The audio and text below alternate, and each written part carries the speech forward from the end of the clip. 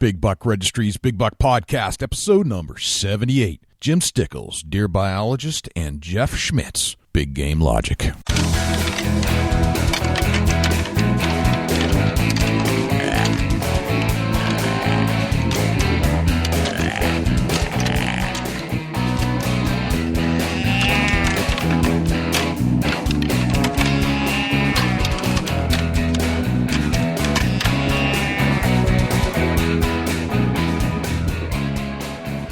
Big Buck Registry is a virtual museum of hunting stories. We preserve a piece of Americana by interviewing and recording hunters about their hunts and experiences from across the country.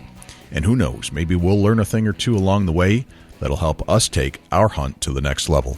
Hey, this is Dr. Karl Miller, and you're listening to my favorite hunting podcast on the internet, the Big Buck Registry's Big Buck Podcast. This is Crystal Buskirk, from anti-hunter to hardcore hunter. That's who I am. And you're listening to my favorite hunting podcast on the internet, the Big Buck Registry's Big Buck Podcast. Hi, this is Michael Montgomery from the Hoosick Area QDM Co-op, and I shot buck nasty. And you're listening to my favorite hunting podcast ever, Jay and Dusty's on the Big Buck Registry's Big Buck Podcast.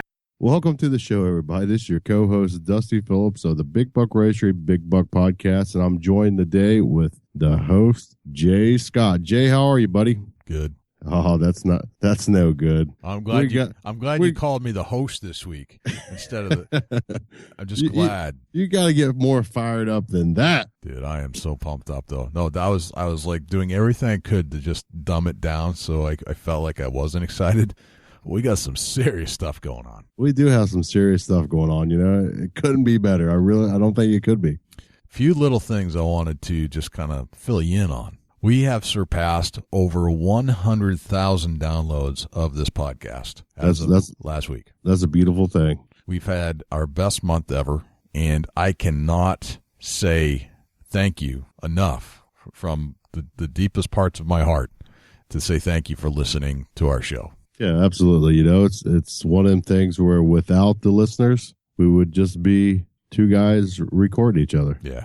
We're on schedule for over 30,000 downloads for the month, which is by far our best month ever, and it's just blowing me away. You know, that's awesome. The word's getting out. You know, you're behind us, and we're going to take this empire of fans, listeners, friends, community, and we're going to push forward, and we want you guys to be right there with us the whole way. Yes, you're a community. We are a community of hunters banding together. A united group of hunters at the Big Buck Registry. And, man, I'm just psyched to be a part of this whole thing. Absolutely. You know, we thank you very, very much from the bottom of our hearts. How's the weather out in Ohio? You know, it's finally cooling down. You still swimming in your swimming pools? No, that's been over for a little while, but not far from it. Yeah, it's not. Wow, it's been 45, 50 degrees. I saw a turkey strutting today with a whole flock of hens like it's springtime. That's craziness. Which is weird because November was the exact opposite. Yeah, I think Ohio has 3 seasons. Okay, what do you got? Summer, fall, and confused. Yeah. You think that's what's happening in New Hampshire? Something. Man, I was watching deer eat out of my backyard for the last 2 nights. It's like all of a sudden now the deer season's over and it ended like last week. Here they come. They know. Yeah. They heard you say that you're putting your stuff up. Maybe they got. You think they talked to Santa? What if they got an iPhone? They're listening to the Big Buck Registry, Big Buck Podcast. Rockin' Rudolph, man. Rockin' Rudolph. Well, what I think is going on, and we're going to learn a little bit about this today on our show, is how long it takes for a herd of deer that's pressured by hunting pressure to come back and restore themselves to a previously hunted area. Yeah, it's one of them things where today on the show, you need to listen. You need to take these informational words right from a biologist's mouth and apply them in the whitetail woods. That's right. Now we're talking to Jim Stickles and Jeff from Big Game Logic. Now Jim is a study of Dr. Karl Miller. Everybody knows who Dr. Karl Miller is. He was a guest of ours a few shows ago, and he's one of the best deer biologists in the whole country and has been for quite a while. Well, Jim got to study under Karl, and we get to learn a ton of what Jim has learned And believe me, this just barely scratched the surface of what Jim knows. So we need to have him back again. Yeah, for sure. But then we get to talk to Jeff from Big Game Logic, and Jim is a consultant for Big Game Logic, and it was one of the tools that they use to basically monitor deer movement throughout the year to figure out where they go during the rut, how fences affect certain high traffic areas with automobiles, and a study of a new type of fence to keep the deer kill down, and just fascinating other stuff. Stuff you want to know as a hunter. Yeah, it's going to blow your mind. It really is. We get into some pressure studies where the biologists actually had collars on the deer, and they actually journaled the hunting traffic, when the hunter's there, when he's not, what's going on, why the hunter's there, and they're able to do that through GPS collars on the deer. And man, I'm telling you, this is a show that you're going to learn a lot about hunting. Yep. So Jim Stickles from the study of Dr. Karl Miller, and Jim is now a wildlife biologist or deer biologist for the state of Florida, and Jeff Schmitz, who was one of the founders of Big Game Logic. Let's get him on. Let's do it. Jeff and Jim, welcome to the Big Buck Registry's Big Buck Podcast. How are you tonight? Good. How about yourself? Living the dream. Doesn't get any better. Get talking to two very knowledgeable individuals that hunt and know about hunting. And Dusty, I'm going to include you as a third person. I'm in real trouble. You are? Why are you in trouble? Because I got Jay, Jim, and Jeff.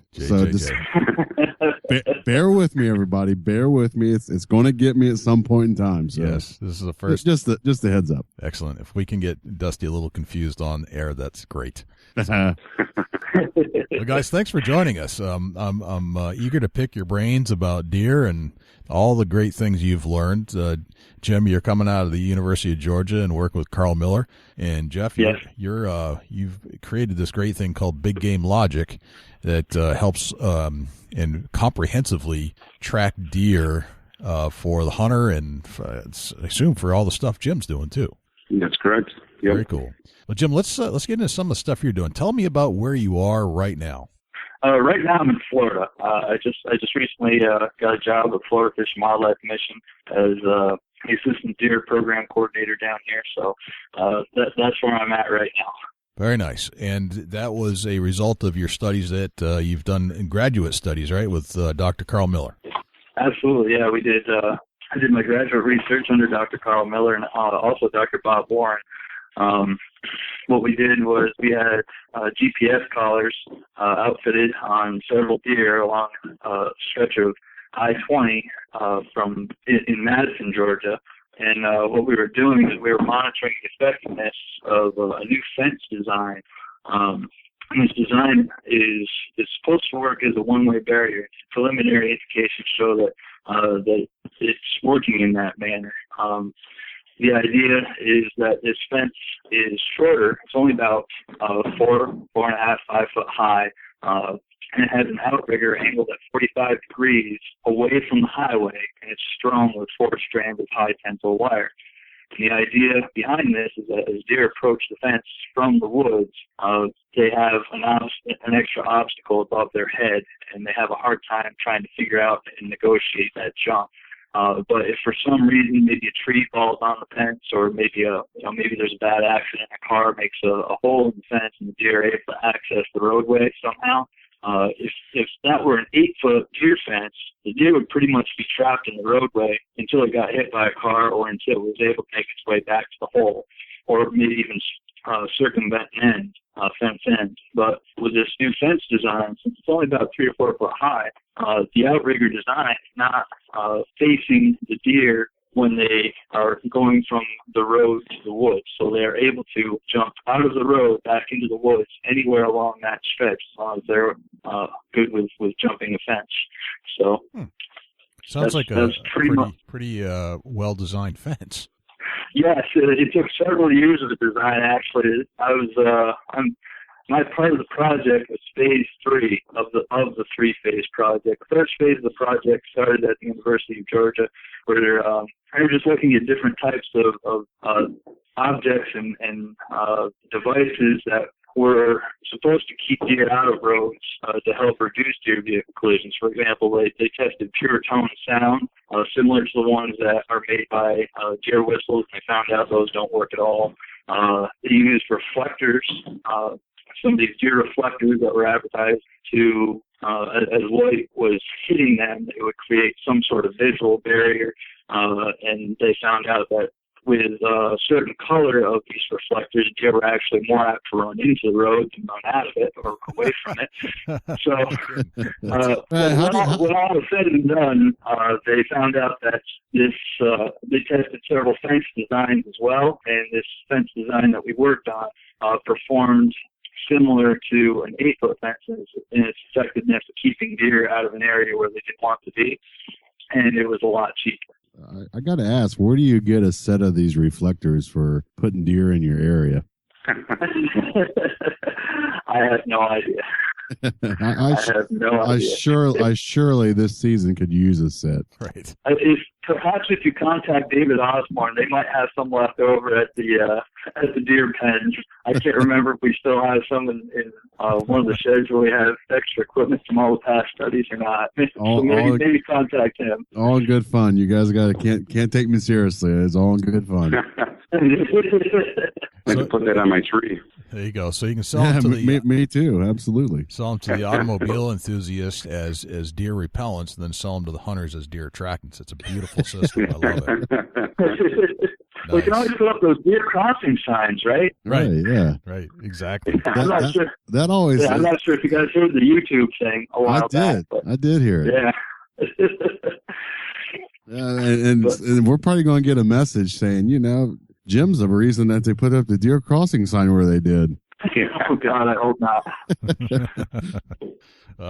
That's one of the funniest jokes out there. I say it makes me laugh every time. So Jim, what was it? People out there. Absolutely, Jim. What was it like working with Karl Miller? It was a lot of fun. It was a lot of work. Yeah. I would come to him with an analysis. We'd hem and haw about it, look it over, look at the data, try to see what the data was telling us, and then realize I need to go back and do the analysis again, bring it to him again, and then something else will stand out to us, and either we would need to do another analysis or redo the analysis we just did with just some minor tweaks and changes. And minor tweaks and changes, even when you're working with a data set of GPS points that has, I think it is over 200,000 GPS points, just little minor tweaks can take quite a bit of time. And this is all with the collars that you were using? Right, yeah. We outfitted our deer with GPS collars, so that way we were able to monitor the deer before we modified the outrigger or the highway fence, and after we put the outrigger on. So the idea was that they would have approximately a year where they would have access to the right-of-way with the current fence that was already in place, and then we would modify the fence and monitor the GPS locations afterwards, see if they were actually able to access the right-of-way after the outrigger fence was put in place. Gotcha. So you've got these collars, and they're GPS enabled. And how does the data work? Does it send a signal every time it moves so far or after so much time? How does that all work? Okay, so our collars, they actually store the location on the collar, and they were set to collect a location once every hour. I don't know if you've ever played with GPS units before, but have you ever used the tracks feature where you just turn the tracks on and it follows your path? Yes. Okay, well, the GPS data is kind of like that. It doesn't connect the dots in between. There are programs that you can use to do that, to connect the dots in between. Okay. But the collars, they store the locations on the collars themselves, and then we had a download unit. I would actually go into the field, get somewhere around maybe a little bit over 100 yards from the deer, and I was able to download all the data from collar onto my computer directly.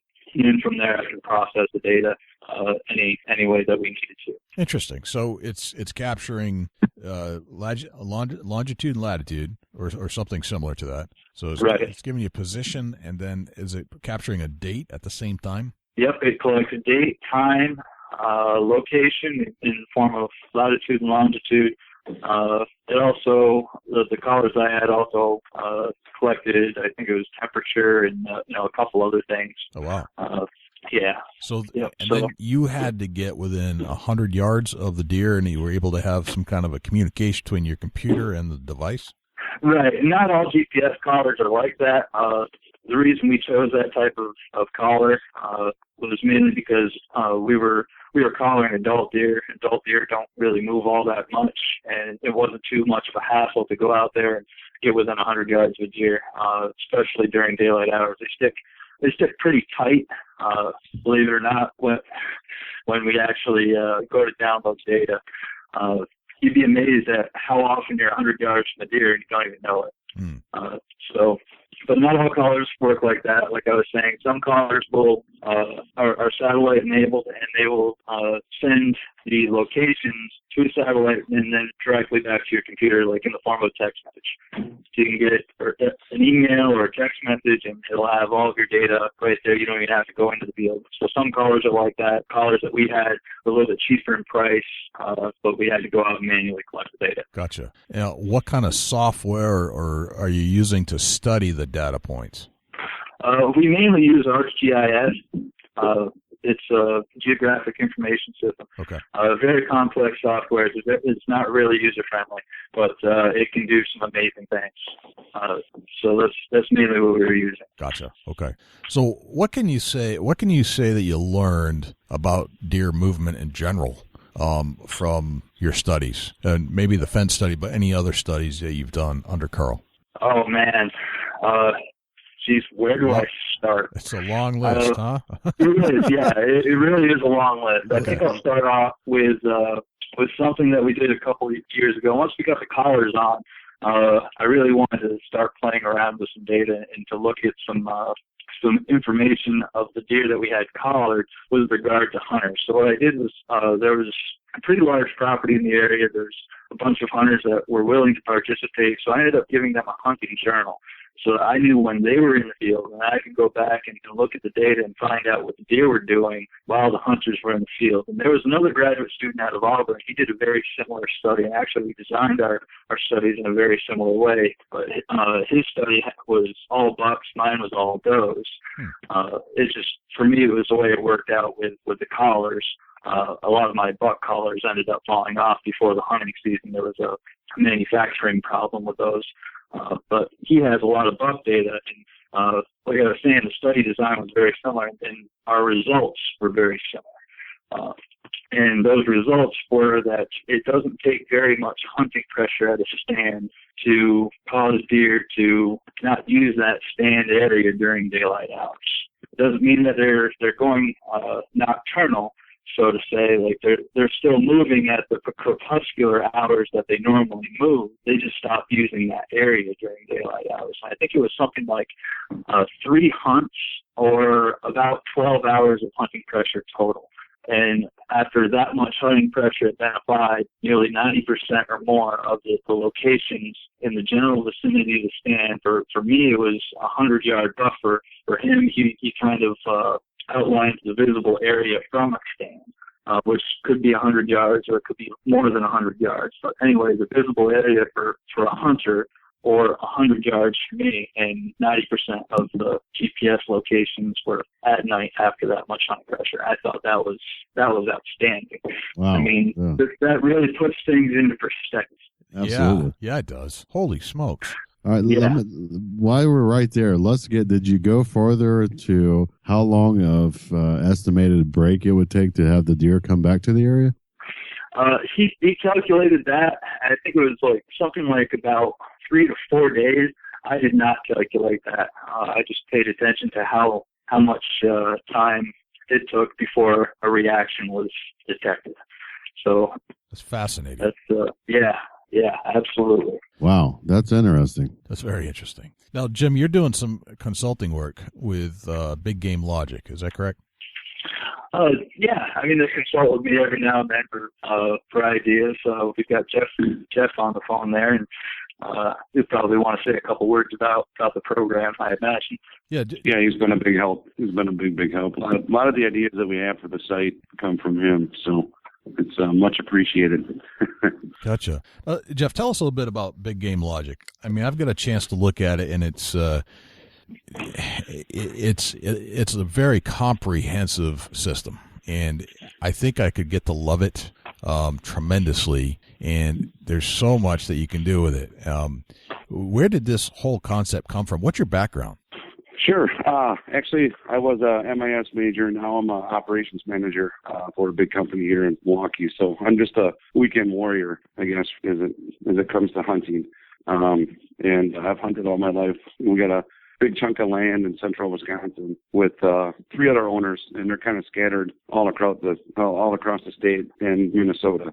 And we kind of had an idea to develop something, just a website to communicate and I guess schedule events when we're going to head up to the cabin and stuff like that, and maybe share trail cam pictures, bucks that we're seeing, since we're also scattered around. Sure. And it gets to be kind of cumbersome, emailing pictures and stuff. So it kind of started from there, and then my brother and I were thinking that, this could be something that really anybody could use, and something that with social media these days that people would probably want and it could take off. So, I mean, that's kind of where it started. And then meeting with, a friend of mine that's in IT, he has his own web design company. And we just started, I guess, spitballing there, and that's really how it took off. We've added, we started in 2011. We were a free service then, and we met Jim at one of the QDMA conventions. Yeah. And he contacted us, which is great, and he really liked the product, and we're just adding things on right and left since then. So, I mean, it's kind of evolved. It's just a social networking site. You can use a satellite map and keep track of where your stands are, your trail cameras, food plots, and stuff like that. And now it's evolved into, tracking trail cam data and all the date and time stamps for the pictures, attaching weather to it, tracking trophies, other species such as coyotes, wolves, black bear, anything really big game. And, just really given, not just detailed, right? I mean, it's not for everybody. I don't think, the person that just goes up and rifle hunts is going to spend time on this. But, if you like sifting through camera or trail cam pictures, and you're just kind of curious how certain weather conditions affect the movement, this is a great tool to do that and just kind of learn more about your properties and become an expert of, your own hunts. So. Gotcha. Now, Jim, how does this kind of software play into some of the stuff that you do, either for the university or just stuff that you play around with? How do you feel this comes into play? Right. So remember I was talking about ArcGIS a little bit earlier? Yeah. And how it's not a very user-friendly program. Right. So while I was walking by Jeff's booth when I was going to the QDMA convention, I saw how they had created things that looked like little heat maps. And that's what we call them on the website. There's little hot spots of activity. Sure, I've seen I thought that was interesting because we use GIS to do something very similar. And so I went, I grabbed their card, I went back home, and I started playing around with the website.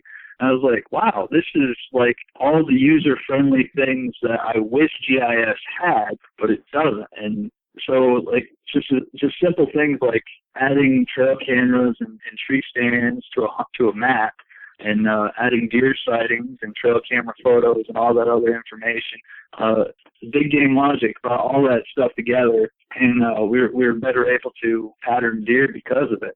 What I used it for primarily was for monitoring deer at bait sites when I was doing my deer captures.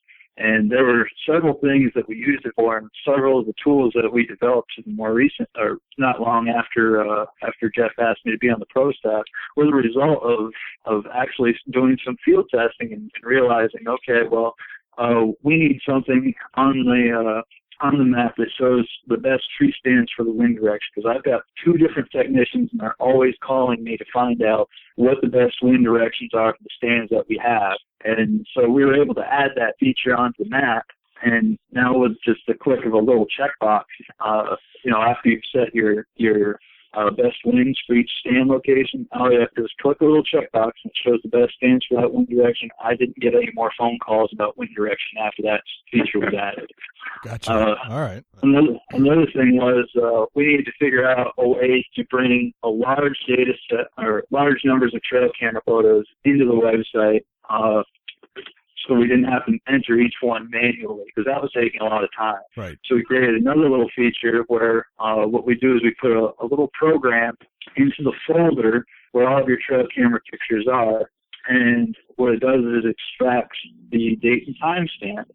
And then we can bring that date timestamp into the website. It connects it all with the weather, and then we're able to make it into a bunch of charts, graphs, so you can see exactly what the activity pattern is at that specific location.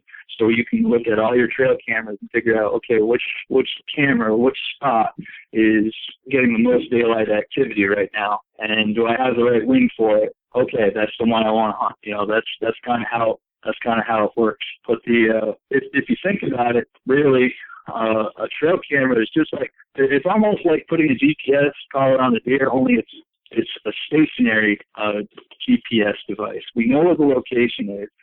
We can identify individual animals using the trail camera photos, and it's got a date and time stamp. Everything that I have, all the little pieces of information that I get from a GPS collar, I can get from a trail camera. Right. And so you can see where it'd be very advantageous to be able to process that data efficiently. And that's what we were able to do with the website. Gotcha. So it'll take the pictures that you had on your game cameras and then process that with a date and time. Then from there, you know moon phase, you know weather, you know wind direction. You can basically track all that stuff backwards for that day, and you kind of know what was going on. Correct. It's like having a deer biologist as your leader to your tree stand. Yeah, it's like I mean, you're kind of your own consultant, right? I mean, you can look at it any way you want and kind of decipher the information. So it's been great for our land too. So that's pretty I've cool. used it to bag a couple bucks under there. So I've been very, very happy with it. So Jeff, you've started using this back in 2011. Yep. And obviously it's progressed. Yeah, quite a bit actually. Quite a bit. Back then, I think we could only enter a single picture in at a time. Okay. And then, like Jim said, that was getting kind of tedious.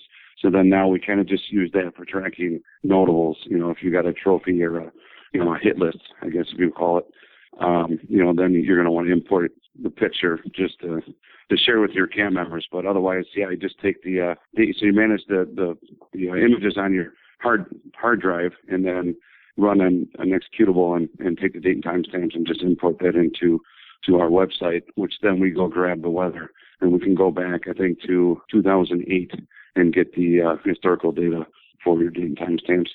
You can also enter, information by, use the journal feature. So if you're out hunting and, hunted for 6 hours and you can log the sightings that you had for that hunt, and then we keep track of, the number of hours that you spend in the stand and how many deer you see, per sit, per hour, and buck to doe ratio and all the scientific stuff that Jim is nuts for. Gotcha. We kind of throw that in there. I got a question there. Like, say for instance, you got a food plot out. Is there a way that you can note in there of what particular seed that, or say they're eating on alfalfa in one particular field? Is there a way to note that? Absolutely. We have a food plot management feature too, where you would outline where your food plot is. We keep track of the acreage for you, which is a nice tool. And then within that, you can click on that and view photos, and images of what you planted. You can share that with the other camp members, kind of see how it's progressing along. We keep a maintenance log in there for, when you went up there and mowed or planted or, added fertilizer, whatever, lime or whatever. And then also, keep a year by year notebook of what you planted. You can keep track of the brand of whatever seed and what you planted and when. So yeah, it's that's something that we're looking into expanding a little bit more too, and maybe partner up with some,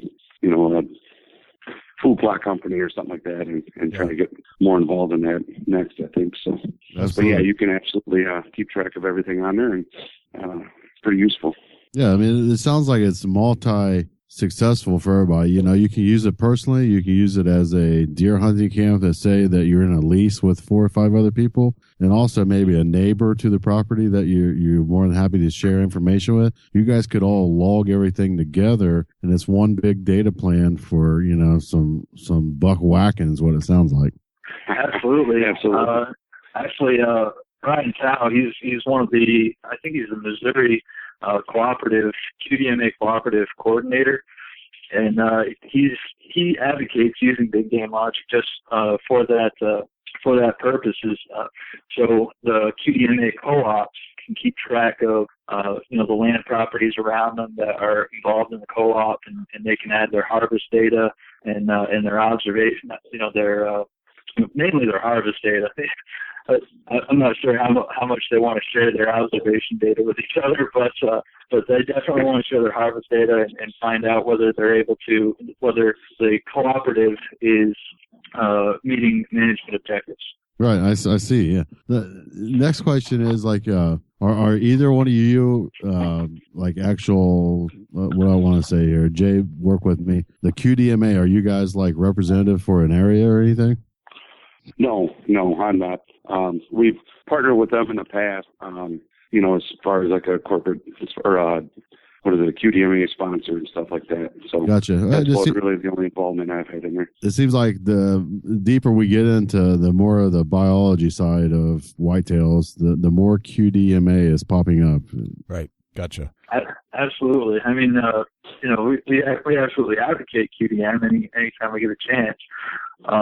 It's, quality deer management is, it's not trophy deer management. It's total herd management is what it is. So anytime, like you were saying, the biology of deer comes up, QDMA, the Quality Deer Management Association, usually comes with a conversation because they do have biologists on staff, and pretty much all of their information comes directly from scientific literature, and they've just got they got a fantastic staff with great people and very knowledgeable about the whitetail deer.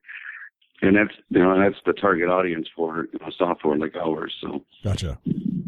So let me just summarize what I know this program can do so far. You can take a huge data set of photos that your game camera takes. Now, does it work with any game camera? Yes. Yep. Okay, so any game camera on the market that timestamps the photo, you can then upload in a batch of 100, 200, 300 photos, whatever it is, up into your system. And then how do you tag what's in the photo? You have to do that manually? You can do it a number of ways. When you sort through and manage your folders on your hard drive, you can separate the notables. So if you're looking through and you got, say, 20, 30 pictures of a trophy that you're tracking, you can just put that into a folder and then upload that as a batch. And then on the website, you would just then tag it as whatever that notable is, and it attaches all the attributes to that.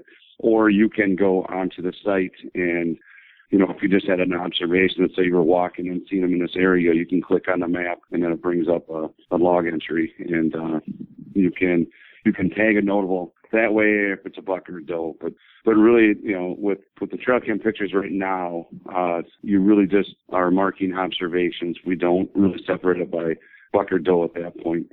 And I can kind of let Jim talk about the reasoning behind that. But in the future, we are going to add a desktop application too that would help manage trail cam photos offline on your desktop too. So, that'll be a feature that we add in the future to separate between buck and does.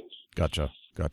So, Jim, as you look at some of the data points that Big Game Logic can use and utilize, what kind of conclusions can you come up with that will be more useful for the hunter using this kind of software? I mean, you use something similar for the university studies, but it's more complex and not user-friendly.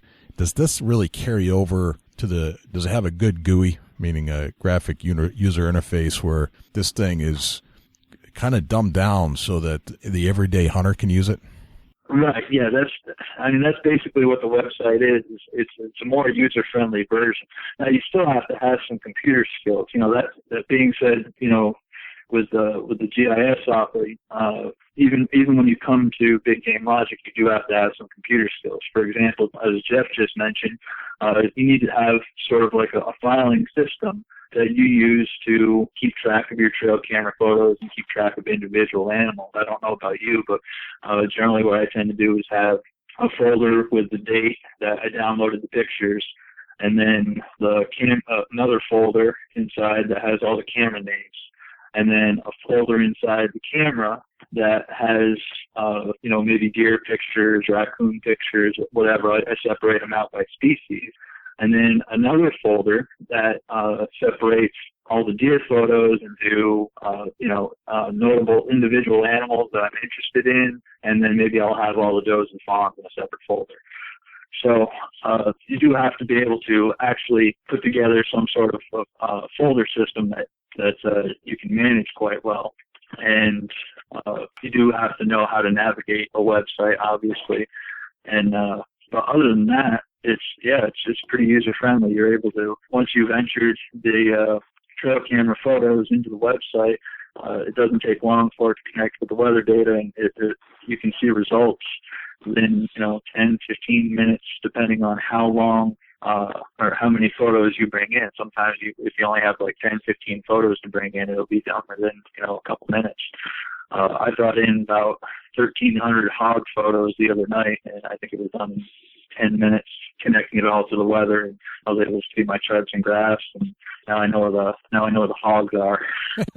Wow, that's a lot of photos. And I know which camera they're going to during daylight hours. So as soon as the wind's right, you know where I'm going to be hunting. Right. Smells like a bacon sandwich.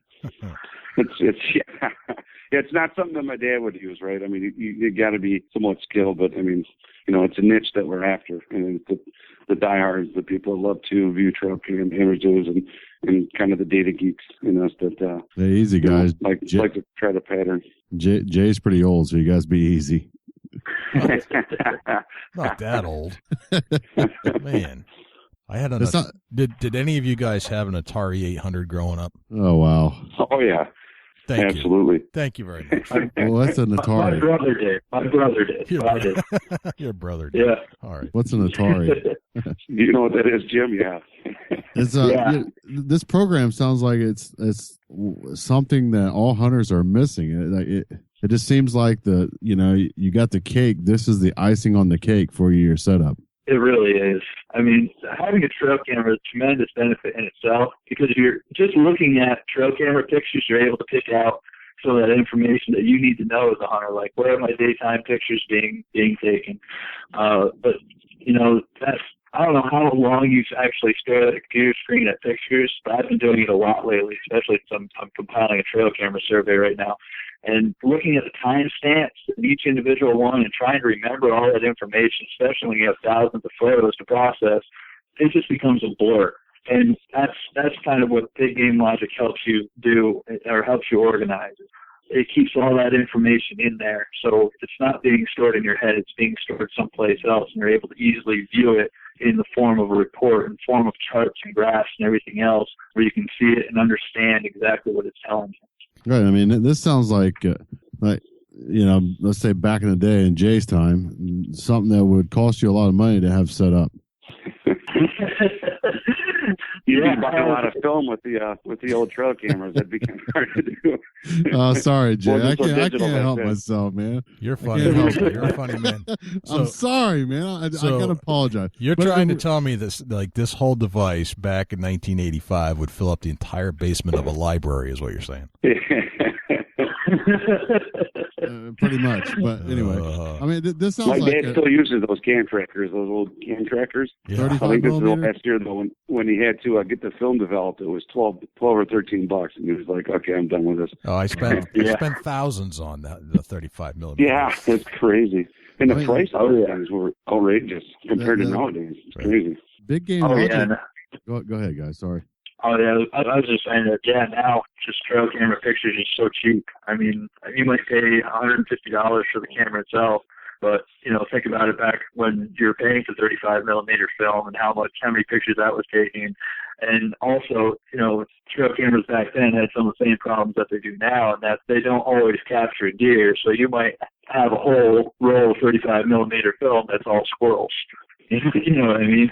Right. Yeah. Whereas now you can just kind of filter through those and just find the deer pictures, and you might have thousands, but, that's better than what was it, 24, 36 photos that you can get out of 35 millimeter film. Right. We have just come tremendously far with the technology and how we're able to process that information. I'm thinking about something right now. Let's say that you're somebody that is legit on the computer, and that's not me. But anyway, if you're legit on the computer and you know what's up with a website and how to, process data into the website, the Big Game Logic, this is something that just an average person that really has minimal hunting skills but is legit on the computer can really actually go in, set all this up, and shoot a monster because of Big Game Logic.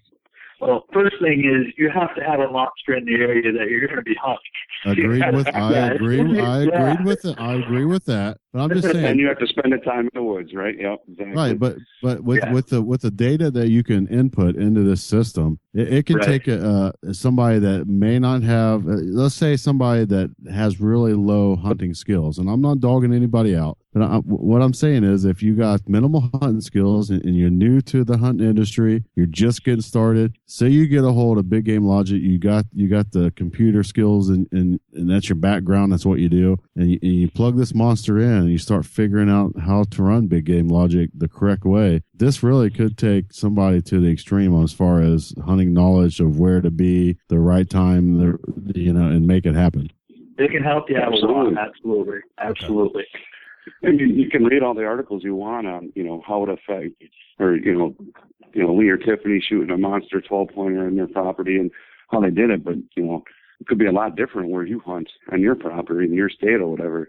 I mean, this helps you become an expert on your own, hunting grounds. Right. Right. Yeah. That's the word I was looking for. An expert in your area. That you've summed it up right there. Quickly. So it's you could take years and years of being in the field on your land and learning the land and how it all plays out and how all the game animals travel, interact, and over the course of the entire year, generally speaking. Or you could kind of consolidate all this stuff down into a year, but have actual points, not just what you thought you remembered. Yep. Right. That's exactly right. Jim and I were talking this year too about, you always hear about how the moon phase affects deer movement, but, I have 5,000 or 6,000 data points over the last 3 years on the website, and the impact, what I can see, at least where I hunt, is minimal. It's, they might move a little bit later in the morning, but they're still moving during the day. It's not it just seems to contradict some of the things that I've read about. But maybe it's just different on our land. I don't know, but it helps you, I guess, develop a game plan on when to sit and how long to sit and where to sit. Well, this brings up a good question, Jim. I've been dying to ask you this question because I know we've had some interactions about the moon phases on the Big Buck Registry Facebook page. What can you tell us about moon phase from your studies at the University of Georgia and with Big Game Logic? Is there any truth to that? But as far as moon phase goes, I mean, we're really entering a realm where we can actually look at that type of information. There's one biologist that's working on a moon phase study right now. His name is Marcus Lashley. And he would really be the person to ask in terms of what's going on in terms of moon phase, because he's been able to look at some GPS locations from different areas, from different studies throughout the country, and compile that data. I don't know what he's got for results yet, but he's the guy to ask. That being said, I have talked with Marcus personally, and the primary thing that comes out of it is deer primarily crepuscular. It doesn't matter what time of year it is. It can be spring, summer, fall, winter. It can be November, October, January, July. It doesn't matter. They're going to be crepuscular, meaning they're most active or moving the most right around the hours of dawn and dusk. So that part stays true throughout the year. Now, every now and then, like I'm sure you've noticed that there'll be days where deer seem to be more active during daylight hours than others. As far as moon phase playing into any of that, I really don't know how much it really affects their movement on any individual day. And I don't think there's anything out there that can really tell us other than Marcus's research, because, like I said, we're just being able now, because we have the technology, to start answering that question. And so as far as like the solar lunar tables and anything like that, I have no idea what data went into that, but I have a pretty good idea that it's not anything that's probably legitimate to deer, because, like I said, we just got the technology to be able to look at that in a meaningful way. Gotcha. So, I've now and then I have an app on my iPhone, and I'll post a picture of the information that says that, this Saturday is going to be the best day to hunt because the moon phase is right. And it's, according to the solar lunar tables, it's either when the moon is directly below you or directly above you, meaning that we've got no moon at all or we've got a full moon. Those are supposed to be, according to the charts, the best days for high deer movement. I can't subjectively say that that's accurate. I've seen some days where that is accurate, but I've seen many days where that's not accurate. Yet, right, when I post that picture on the Facebook page, people go nuts. I mean, it's like, oh yeah, they will call in to work just because of this chart and take the day off. I did. Don't tell them I did that. I called off. I said, man, I got to go hunting. Jay said so. Right. Yeah, I live and die by that. So it is funny, but I never really truly believed that could be the case. Seems like, you wouldn't know until you actually got your own data set and did your own studies with software like you guys are talking about. That's really the only way to figure it out. Absolutely. And like Jeff was saying, you've got what, probably 2.5 years of data in the one camp, Jeff? Yeah. Associate camp. All right, yeah. So it's got about 2 years worth of, or 2.5 years worth of data in that camp. If you look at the sightings by moon phase, it's pretty much just like a straight line bar that goes across. There's really nothing for a relationship there. And if you sort the information so that you can, if you sort it out by moon phase, so you're looking at the full moon, and then you're looking at the hourly pattern of activity, it's still crepuscular. There might be a little bit more morning activity or evening activity, depending on which moon phase that you're looking at. But as far as like having a significant impact on your hunting, well, if you're hunting whitetail deer, to be in the field during the morning and evening, because those are the high movement periods. The people that I know the people who I've heard hunt moon phase really hard, like the Drew brothers, even when they talk about moon phase, the first thing that they talk about is, or the first thing they say is, moon phase doesn't play in until after the weather's right. So as a deer hunter myself and a biologist, I'm looking at the weather first, and that's usually what I use first to, that's the first thing I go to whenever I plan on doing a hunt. I'm looking for what the temperature's doing. I'm looking at the wind direction. Mainly the wind direction is what I'm looking for. Because if the wind isn't right for a stand that I want to hunt, then I just don't hunt it.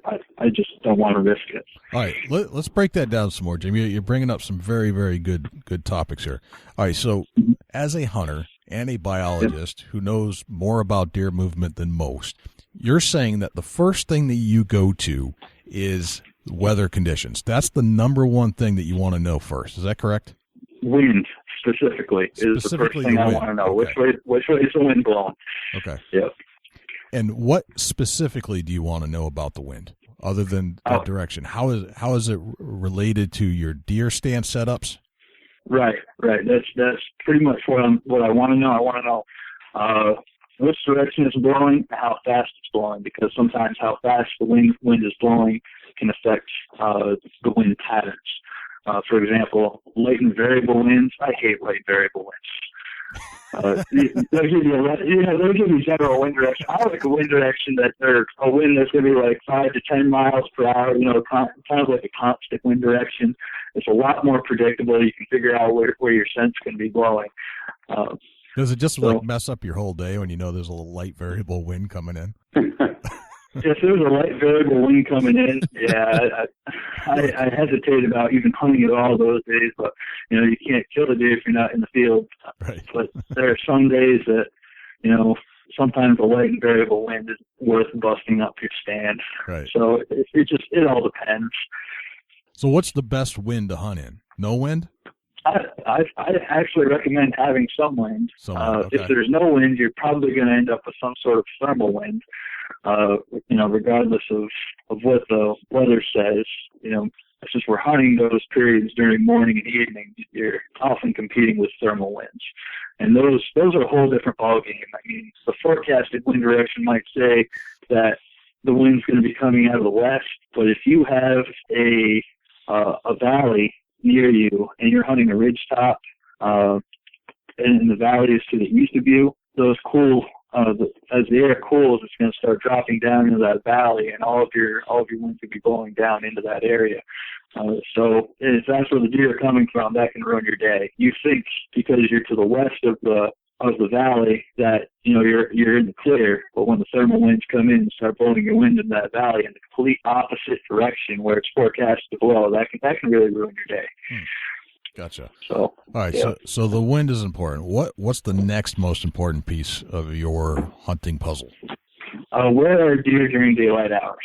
Okay. That's if I have trail cameras out, I want to know which trail cameras are catching deer during daylight hours.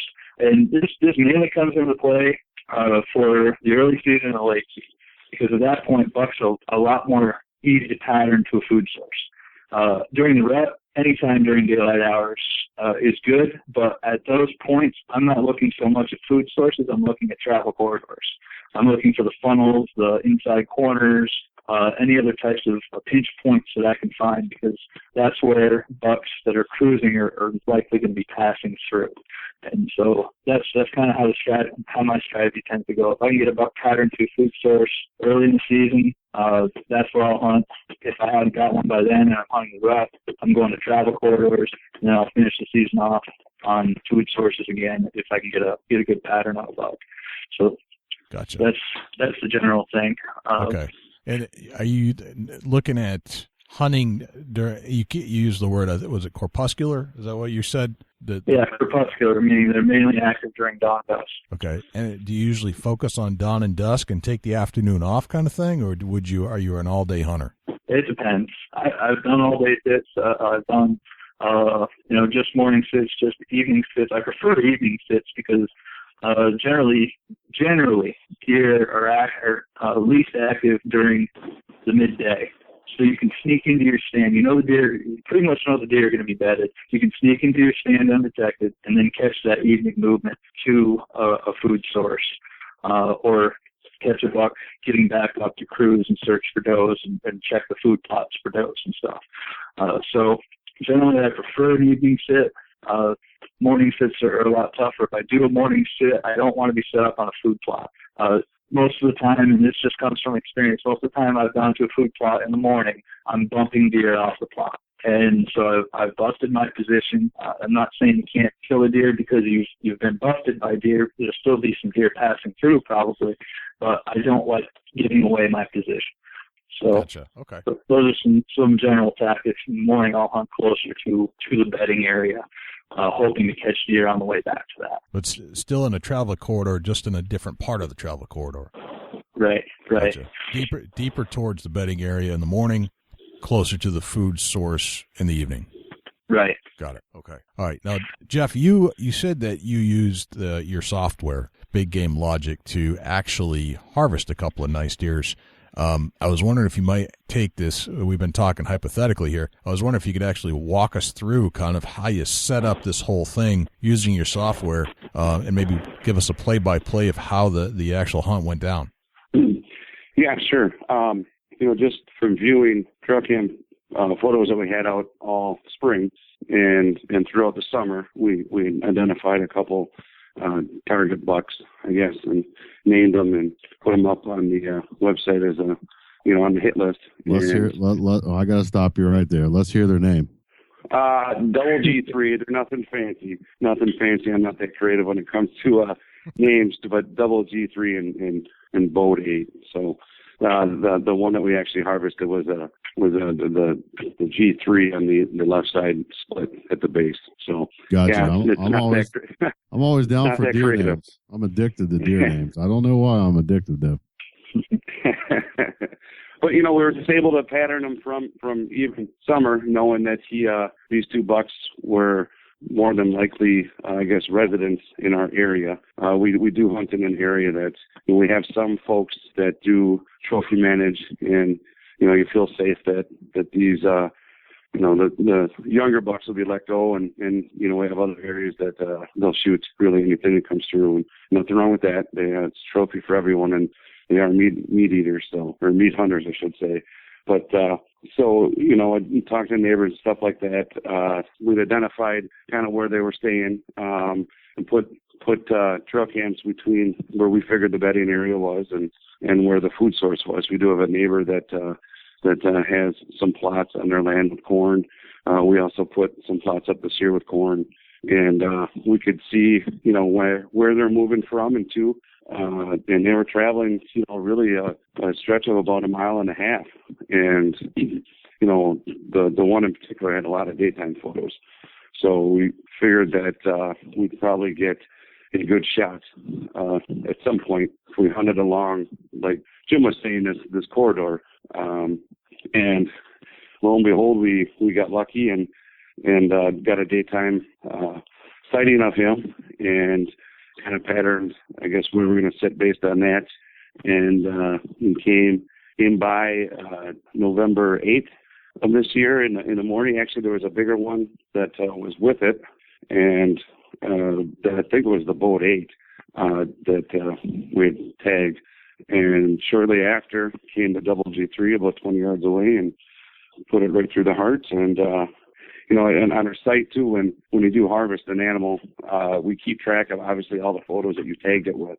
So, if you look at the photo, we keep a photo album of that particular buck, and it shows all the different in sequence, right, in chronological order of when you see them, what the weather conditions were for that day, and where on the map that you had seen them. So you can walk through each sighting, whether it was a trail cam image or just a journal hunt.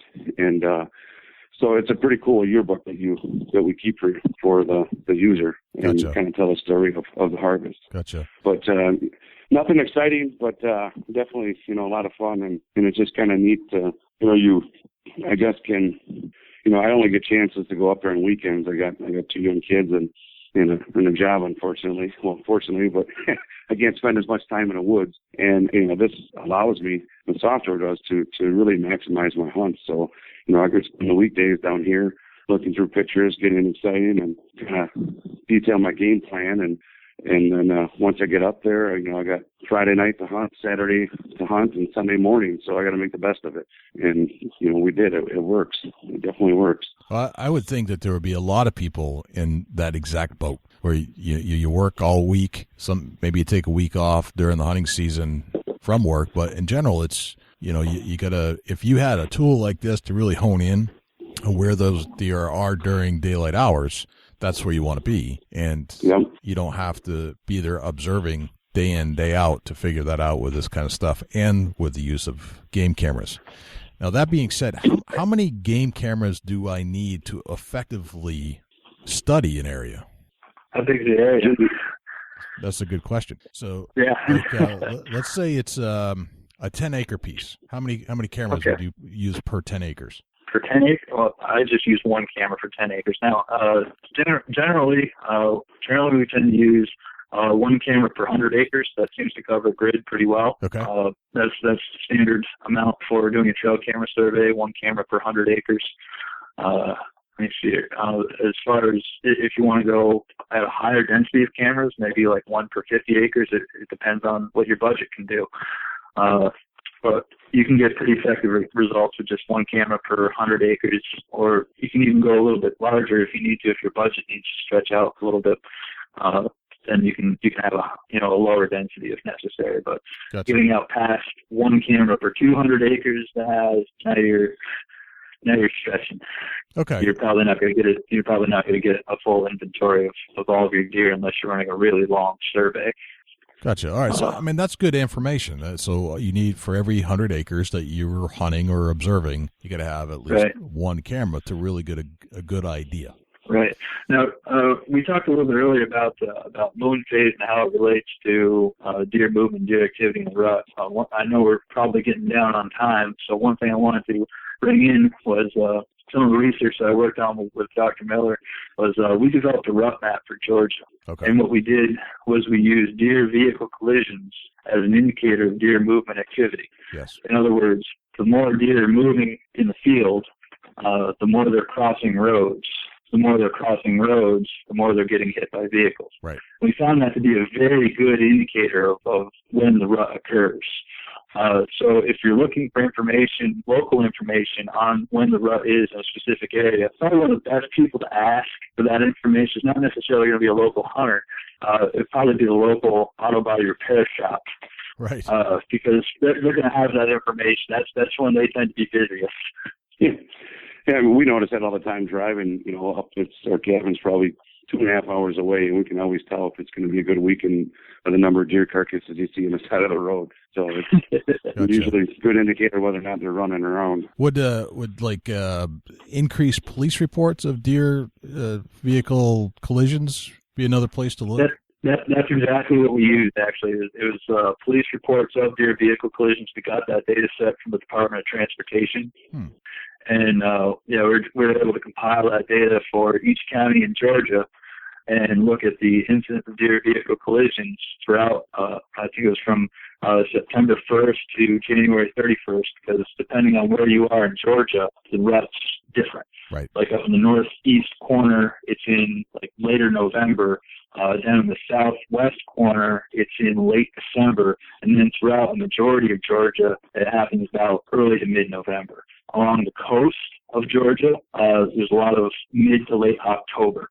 So we were able to pick up that information just looking at deer vehicle collisions. We compared it to a rut map that was created previously. It's based on conception data, and on a regional basis, it was very similar. We looked at the individual counties where we had conception data, and deer vehicle collisions tended to peak right when deer conceptions were peaking as well. So it's a really good indicator of when deer are moving, or when the rut is on. Gotcha. That's some good information. So if you're tied in with your local authorities, you could actually go down to the station and say, hey, what's going on this week? Or can I see your logs? And then kind of extrapolate from there and do your own little scientific study. Yeah. I mean, never hurts to ask the police when they're hitting a lot of deer. Another person that you might want to go to is mailman. Just people who are on the road a lot. Right. They're seeing a lot of dead deer on the side of the road. They can give you that type of information. Yep. Oh, what if there's a year, for example, and this may change year to year, where you don't see much roadkill at all? What does that mean? Does that mean anything? I haven't seen a year where there wasn't very much roadkill. That might mean your deer populations are down if you're not seeing very much roadkill. Right. Either that or GDOT, or not GDOT, any Department of Transportation has done a really good job of preventing deer from crossing roads, if that's the case. This is I just, from my own personal experience, this year, I believe, is probably the one year I've seen less deer killed on highways than any other that I can remember. That really makes sense. With you being in New Hampshire, I imagine last winter was pretty dreadful. Yep. So I imagine deer herds are probably down in New Hampshire. That's just speculation, but I know last year's winter, the winter severity index is probably pretty high. Gotcha. And so I imagine there's some winter kill last year. Yeah, it was a longer winter. It came in late, but it stayed for a long time. The snow wasn't particularly deep, but it was cold. So yeah, it was harsh here in Wisconsin. That was a big winter kill this past year. The gun harvest this year is way down for Wisconsin, so there's probably a big factor in that. I'm going to ask a quick question to Jim. When does a yearling doe come into heat? When does she come into heat? Yeah, when should a hunter expect the yearlings to come into the heat cycle, the estrus phase? Later in the season. If you're in the northern area of the United States, probably about now. It might even be even later into December. Generally, a yearling fawn, or let me see, Are you saying a yearling fawn or a 6-month-old fawn? Either one that was or. born this year. Okay. Either or. Let's just run through both of them. We're late right. season. We're getting into late season. Let's talk about it real quick. All right. So 6-month-old fawn will be coming in right about now. So that's a fawn that was born this year and then got up to a weight threshold of approximately 70 pounds, and she might become receptive right about this time of year in the northern area of the United States. A yearling, a doe that's 1.5 years of age, will come into estrus approximately the same time as the other does, as far as I know, which is in the northern area. It tends to be the first couple weeks of November. Usually around the second week in November is when the majority of deer are coming into estrus. Awesome. Or majority of does are coming into estrus. But you might see a lot of buck activity the week before. And we were able, as I talked about the deer vehicle collisions and the conception dates and stuff, what we saw was the deer vehicle collisions tended to peak 1 week before the peak in conceptions. What we think was going on there is, one, there's more bucks in the population than any other time of year pretty much. And those bucks are seeking out those first does coming into heat.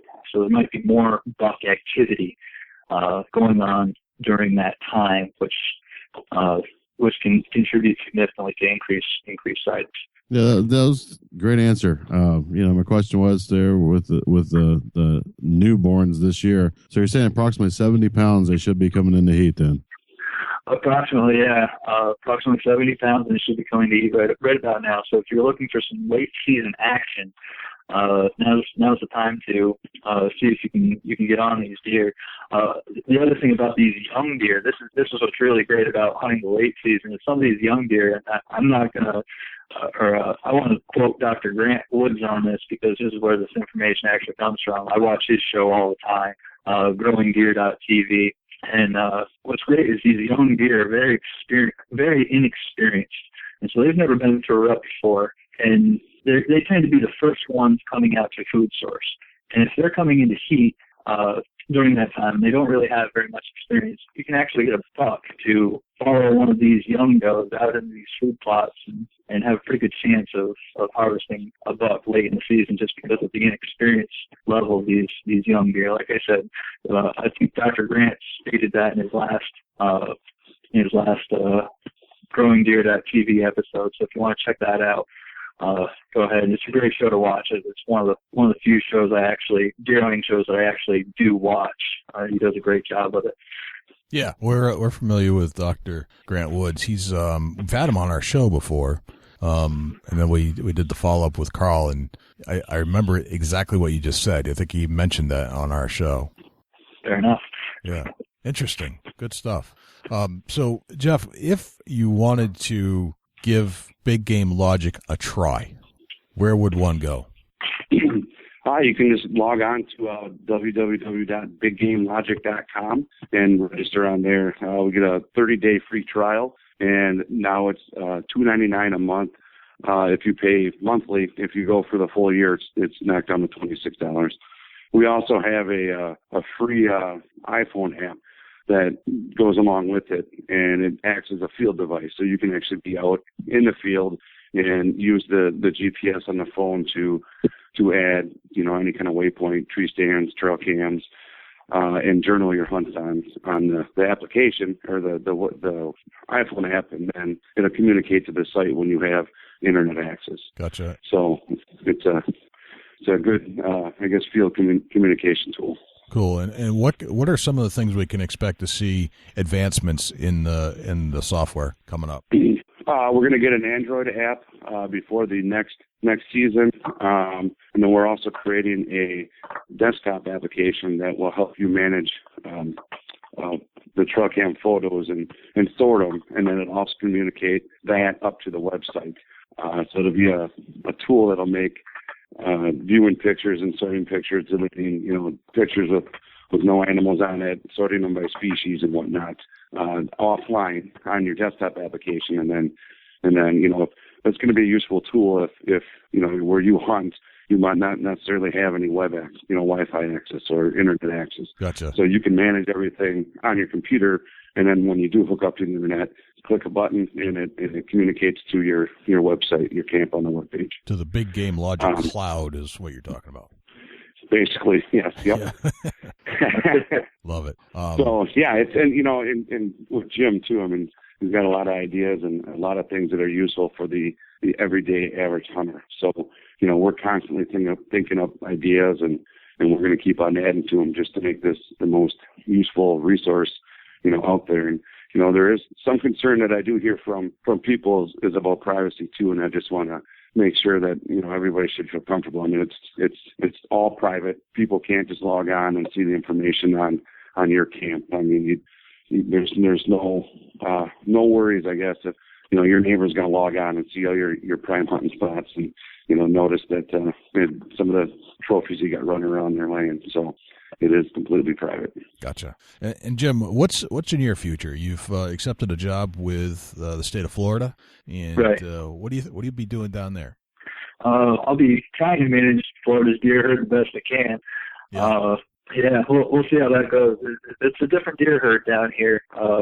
Very, very sensitive systems, and we were talking about rut dates earlier. Yeah. The rut dates through Florida can range anywhere from late July through, I think, late February. Wow. So through that entire period, somewhere in Florida, there's deer rutting. It's an interesting system to manage, to say the least. Not only that, but one of the things that we contend against here in Florida is Florida's got some really poor sandy soils, and that really puts a hurt on fawn production.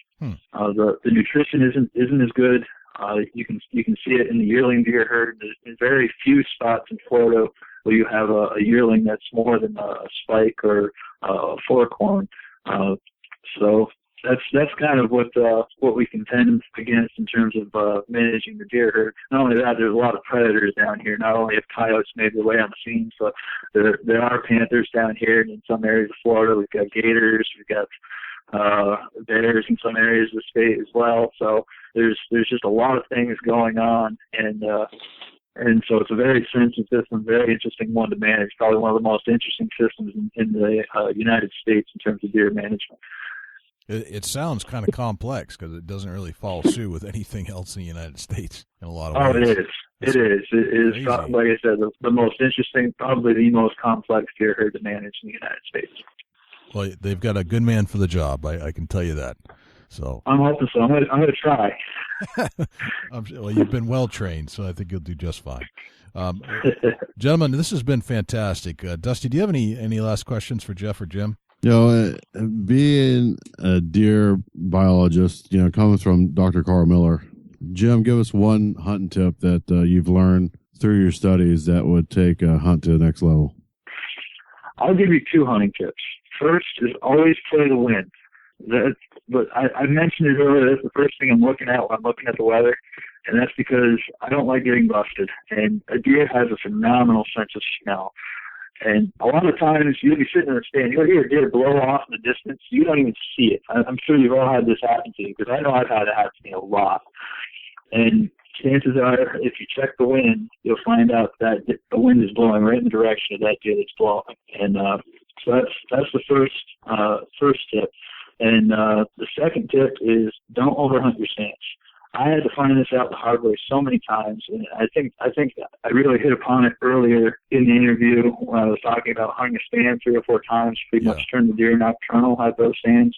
I can't tell you how many times the first time I hunted a stand is the most activity I'll see. And then each subsequent time after I sit there, I see fewer and fewer and fewer deer during daylight hours. So if I do see any deer at all during daylight hours, it's right at that last little bit of legal shooting light. And that might be the only deer that you see at the night. So I've learned to pull back off my stands and wait for the right wind conditions, wait for the right weather, and not hunt it too much. Maybe I hunt it 2-3 times a season rather than 2 or 3 times a week. You know what I mean? So that has really helped me a lot in terms of being able to consistently see deer during daylight hours, just playing the wind and not overhunting my stands. Awesome. Great tip. That'll take your hunt to the next level. There's no question. Very nice. Absolutely. Well, guys, I can't thank you enough. It's been an honor to have you on our show and really get into some deep subject matters that I don't think we've really covered in this much depth before.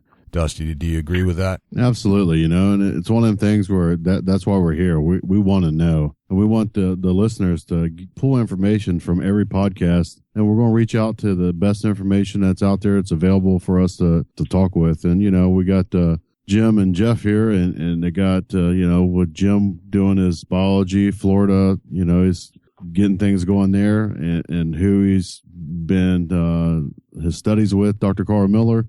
We got Jeff that's working on a major thing for the hunting industry as far as the big game logic. That's some awesome information, and we're really glad to have you guys on and pass it along. Well, thank you so much for having us on. It's really been a pleasure. Absolutely. Same here. It's been a lot of fun. Appreciate it, guys. Thanks for the time. Jim, once you get settled down in Florida, we'd love to have you back on and tell us more about that Florida deer herd. Absolutely. That is one state we've never covered really as far as the deer herd is Florida. Oh, really? I love the photos we get from Florida when they do show up, which is pretty rare, but there's always like a palm tree in the background. It's kind of cool. Love that part. Exactly. Yep. I mean, I was on watch out for the gators the other day. Yeah. Yeah. Well, awesome, guys. Can't thank you enough, and thanks for joining us on the Big Buck Podcast. Thank you for having us. Yeah, thanks again. I love listening to smart people talk about deer biology. Yeah, absolutely. The facts are right there. This is facts. Yes. This is the stuff that you apply to your hunts. You take this information, you put it in your brain, and it stays there. It's one of them things where we've got a lot farther depth to get into, and we're definitely going to take advantage of having Jim Stickles back on the show, and we're going to learn more about the pressures. We got to know more. There's something that applies to every hunter hits the woods. Yeah, there's so much more to know, and I got to say that Jim sent me a bunch of links to other things to read about all this stuff, so I have my work cut out for me. I think I'll take it on the airplane when we head out to the ATA show. It'll give me some good things to get caught up on, and then God, there's so much to know about deer and deer biology. It's just fascinating. My brain's hurting. My hand's hurting. My brain's hurting. I've been writing all this down. I tell you what, this right here will take your hunt to the next level. Absolutely. All right, so here's a question that came up from a good friend of ours named Mike Davenport. And Mike is a listener of the show, and he's a friend of mine on Facebook, and he's also came to us through the Big Buck Registry Facebook page. And actually talked to Mike at 6 o'clock in the morning.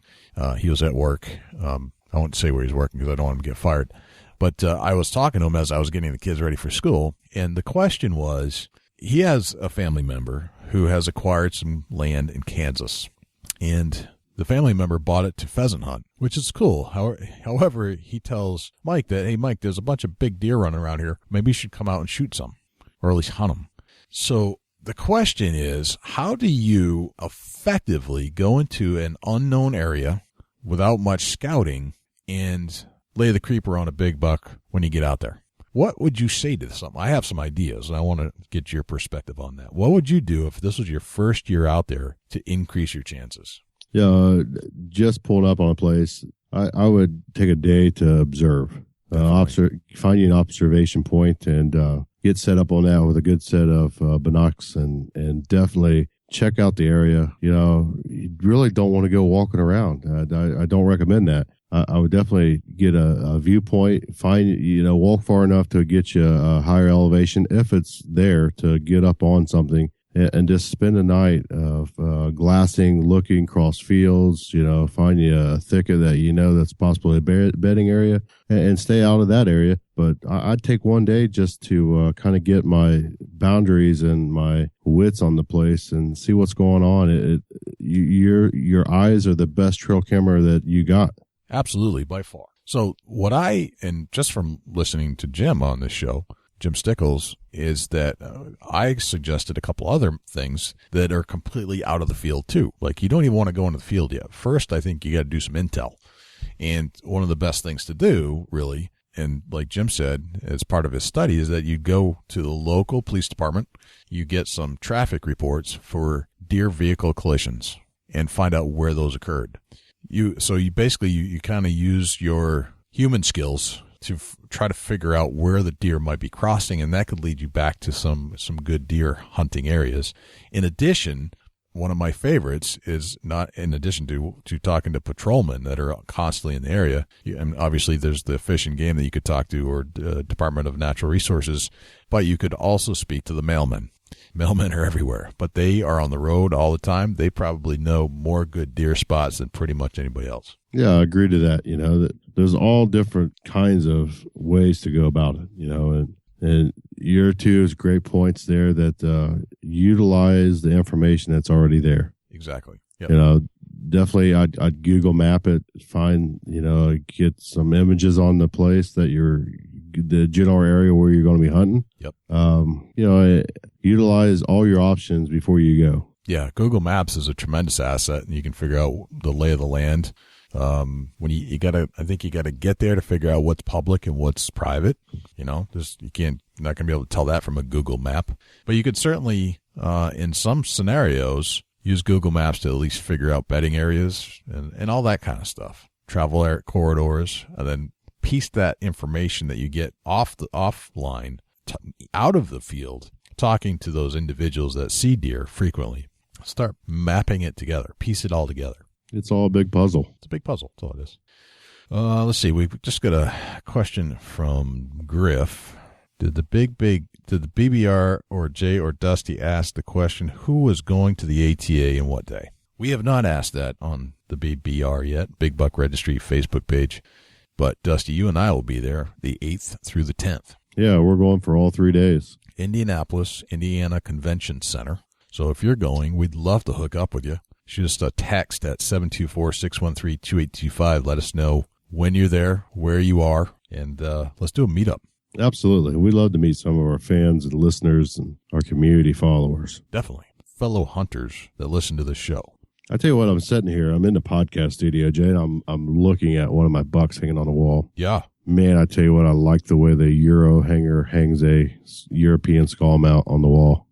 That is a pretty nifty device, I have to say. Yeah, I tell you what, I've done a lot of hunt neck things to hang deer heads on the wall, from a screw to a peg to a couple screws, and I'm fortunate that I ran into the Euro hanger, and man, I like the way it hangs. Yeah, it's a very cool device. Such a simple device. Wish I thought of it. But yeah, neat little thing. How about a Chubby Tines tip of the week? You got anything for us, Dusty? I do, actually. And it's one of the things. I got a phone call first of the week. Guy shot a buck. And, the first thing he says was, I'm not real sure about the shot. I said, what do you mean? He said, I think I shot a little bit farther back than I should have. He kind of jumped my string when I released the arrow. And what I told him is, this is how I live in the whitetail woods. This is my theory. When in doubt, back out. If you think you made a bad shot, if you know you made a bad shot, back out of there. Find your arrow, find the blood, see which direction the deer is headed, but don't go no farther. Give it till the next morning. Give it 5-6 hours. If you got to go to work or something, you can't make it out there, say it's going to rain, you got to give that deer some time, or you're taking a chance you're going to bump him out of the area. You're going to cause him to run and never find the deer. When in doubt, back out. I like it. I like that one a lot. Very cool, man. Well, when we're not in doubt, but we still want to talk to you, when we're not on this podcast, Dusty, how would we find you? Facebook.com/Chubby Tines Outdoors. You can look me up at Dusty Huntneck and also at Antler Life right there on Facebook. Jay, how can the people get in touch with you at the Big Buck Registry? Well, first you can come hang out with me at the ATA show in Indianapolis at the Indiana Convention Center the 8th through the 10th of January. And when I'm not there and not hanging out with you, Dusty, you can always give me a call at 724-613-2825. You can just want to chit-chat about deer hunting. Hey, I'm good with that. Did that with Mike Davenport just today, actually. And if you would like to check us out online, it's www.facebook.com/Big Buck Registry. There's our blog, which is www.bigbuckregistry.com. There is Twitter, twitter.com/Big Big Buck Registry, youtube.com/Big Buck Registry. Shoot us an email. It's j@bigbuckregistry.com. If you would like to share a photo of your buck, please go to bigbuckregistry.com/mybuck, and that'll get you all the instructions you need to get your photo featured on the Big Buck Registry Wall of Fame, which is our Facebook page, and you'll be famous for a day or so. And if you would like to do a share for share because you're an outdoor company of some sort, or you just formed a Facebook page and you're all about the outdoors or deer hunting, go to www.bigbuckregistry.com/S4S. I think that's it, man. So I'm really looking forward to Indy. Yeah, it's going to be a great show. You know, the ATA is one of the top 3 in the United States for outdoor shows. And if you're going to be in the area, come see us. Definitely. Check us out. We'll be sporting some high quality, high visibility shirts, and you'll see our names and our tags, our Big Buck Registry logo on the back of some of those shirts. So just tap us on the shoulder. Say, hey, you told me to tap you on the shoulder, so I am. It ought to be an awesome show, and I look forward to going there and hanging out, meeting some awesome people, and getting the best of the best that we can get as far as guests for the Big Buck Registry Big Buck podcast. Absolutely, man. I cannot wait for that. So, well, anyway, I'm Jay Scott. And I'm Dusty Phillips. This is the Big Buck Registry's Big Buck Podcast. See you next week. Can't wait.